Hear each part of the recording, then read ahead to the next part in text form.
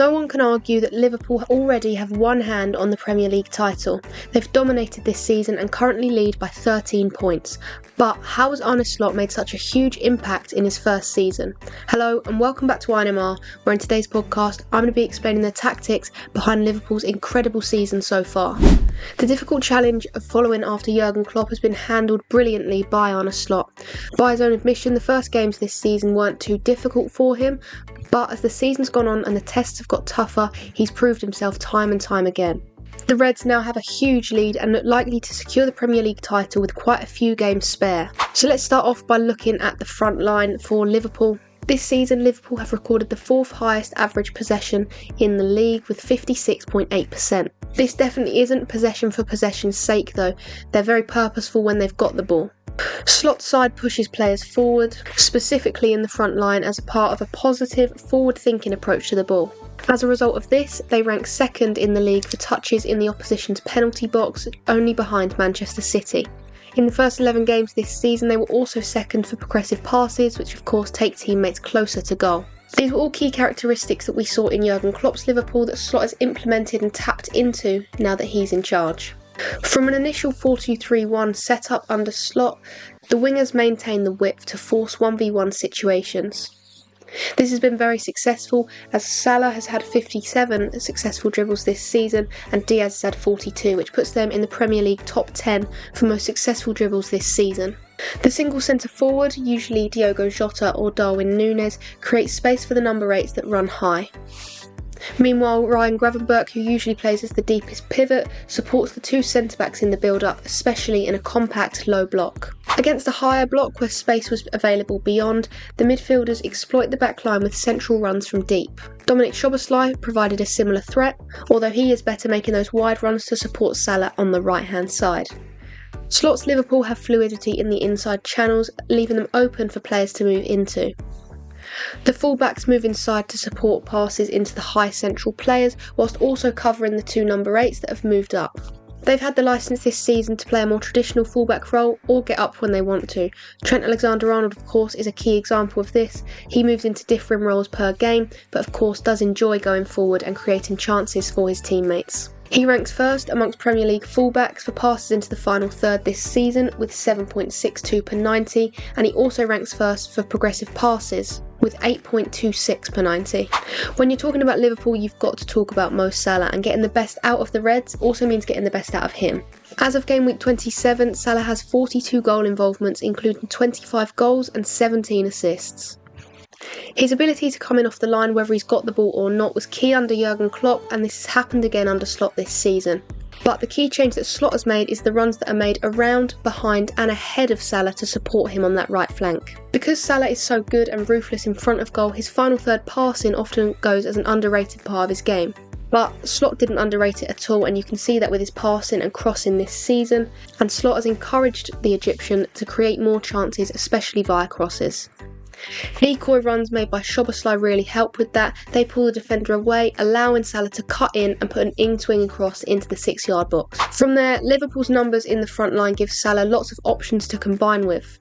Runs from the opposite wingers and the two number 8s pushing up means that Salah can punish sides by either cutting inside and shooting or laying it off to one of those supporting players. We've spoken about Alexander-Arnold and he has been a key part. His passing range has helped Salah exploit opposition backlines on numerous occasions this season. Additionally, Virgil van Dijk has also supported play from his left centre-back role. The two defenders have played the most long passes for Liverpool this season. Alexander-Arnold has the most in the league with 112 and Virgil van Dijk has got 102. They also pass into the final third more than any other player in the Liverpool team, which is important when supplying chances for Salah. The Egyptian's double movements, manipulation of opposition in a 1v1 and desire to outrun his marker has meant that Slot can start his tenure on a massive high. Meanwhile, Slot's organisation of Liverpool's attack as a whole is what's helping him get the most of his main man. As well as occasionally using a 4-2-4 during attacking play, Slot also utilises this shape when out of possession and pressing. In their opening 11 games this season, Liverpool ranked joint third for challenge intensity in the Premier League. They averaged 5.7 duels, tackles and interceptions per minute of opposition possession. They also had the fourth lowest PPDA, which means passes per defensive action, which indicated a preference for dueling and pressing rather than jumping into the tackles and going in a high press system like they did under Klopp. In the 4-2-4 shape, Slot's side often had one of their central midfielders higher to work with the centre forward, both wingers narrowed to help cut off passing lanes, and this particular movement helped to limit opposing number 8s from supporting on the angle. Szoboszlai was often the one to join the first line when defending, leaving McAllister and Gravenberch as the deepest pair. McAllister and Gravenberch adapted excellently to this defensive role, with the Argentine ranking 23rd in the Premier League for total defensive duels with 82 and his teammate 28th with 78. The Dutchman was also 13th for total interceptions with 57, as his and McAllister's energy, timing and overall defensive presence protected central areas. When regaining the ball, the pair also remained calm, showed a good range of passing to quickly and purposefully feed the ball to the attack. Not only has Slot's 4-2-4 led to them conceding just 26 goals this season, but it's also helped with creating attacks.